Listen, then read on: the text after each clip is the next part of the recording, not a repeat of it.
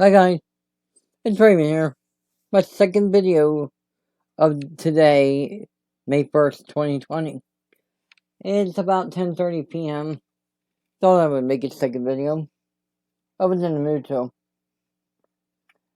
Normally right about this time, I'm nearing the end of my time of playing Minecraft and getting ready for bed. As you can see, I got my pillow right here.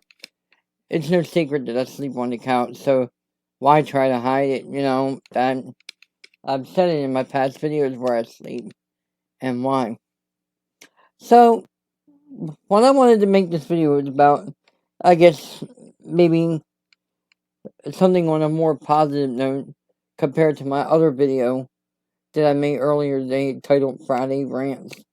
I'm thinking about making that into a series where I would rant about something. And it doesn't have to be just something going on in my personal life.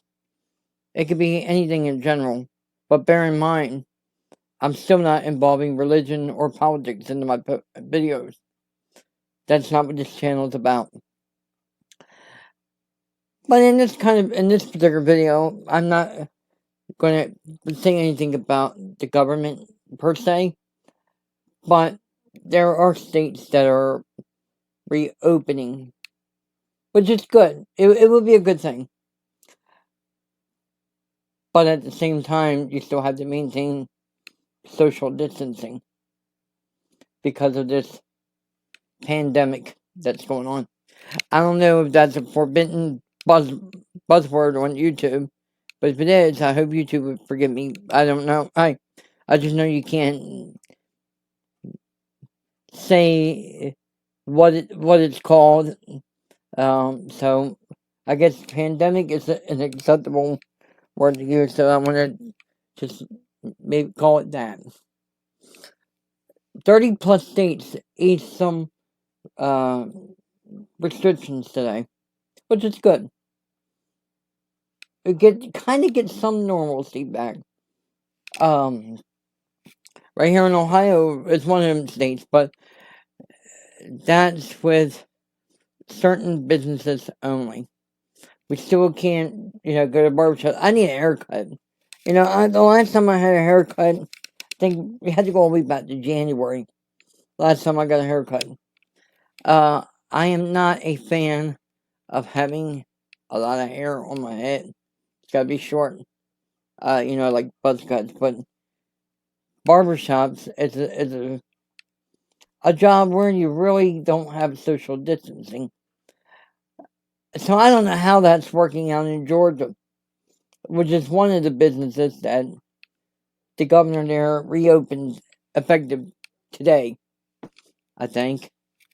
Nail salons, tattoo parlors, some restaurants are allowed to open, but again, with some restrictions in place, you gotta maintain social distancing. I have two masks that were given to me by a friend last week in case I ever needed when I go to Walmart, but I've not had to put them into use yet. I've been to Walmart since I've gotten them, but when I've gone, I don't even think about the mask. But I've not come down with any symptoms or anything like that, so I feel like I'm a healthy horse. Well, when it comes to that, anyway. I do have respiratory problems. Um, I have been diagnosed with COPD, and I don't even smoke. And my family is baffled by that, but I don't understand how they could be baffled by that because I've grown up around smokers. My mom, my dad, aunts, uncles, you name it. People who smoke. And they say secondhand smoke is worse. So that's where I got the COPD from. Secondhand smoke. And what got me to never even think about smoking was my grandfather, my mom's dad. died in 1993, and he was only, let's see, 55 years old. 55. That's still young. In my opinion, anyway. When you get 70 or older, then that's probably where the old age will probably start to kick in. No offense to you seniors out there. But people are considered seniors when they hit 55, but I don't consider 55 being old at all. There was a lady that I took care of for 16 years, and it was 2002. She was 51 at the time, and that's when we moved in, where I was going to help her with her, condition, with her health issues and among other things. So we lived together for 16 years. We started there in Maryland, and then migrated to Florida, where my lease was up. The lady I was taking care of had family there in Florida. I didn't, so that's how I ended up here in Ohio. That was kind of hard for me to do, because when you've taken care of somebody for 16 years, especially somebody you didn't have a relationship with, other than just being friends, it's still hard to let go. It's almost like, you know, but she has since passed away, January 1st of 2019. So it's almost a year and a half now. And there's not a day that goes by I don't think about her. How can I? 16 years we lived together. 16. But when you look at what's going on, it's probably good that she's not around today, because I know her well. She would be panicking and in a paranoia state of mind. I remember when 9/11 happened.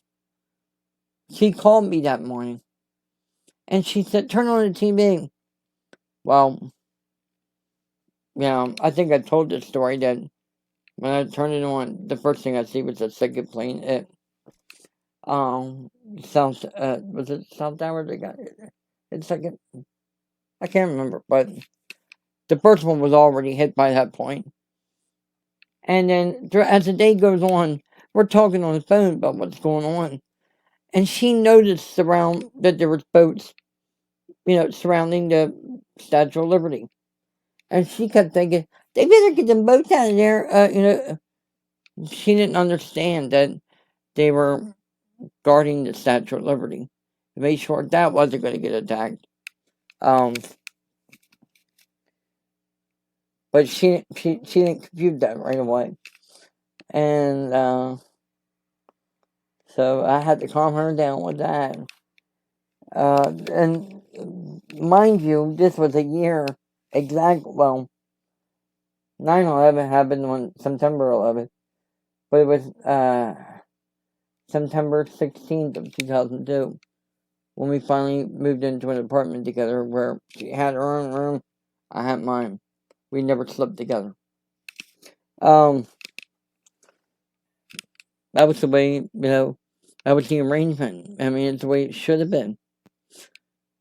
So, but that's how she was. So, knowing that she was paranoid about those boats around the Statue of Liberty, she would have been taking this pandemic, not so, I'm going to say.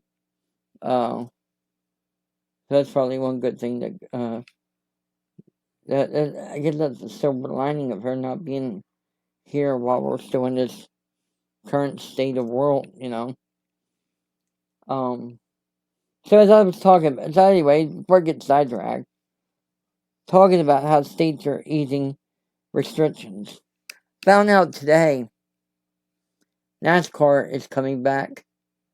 I've been long awaiting for some sport to come back, because that's how I got through my weekends, watching NASCAR races when it's not football season, anyway.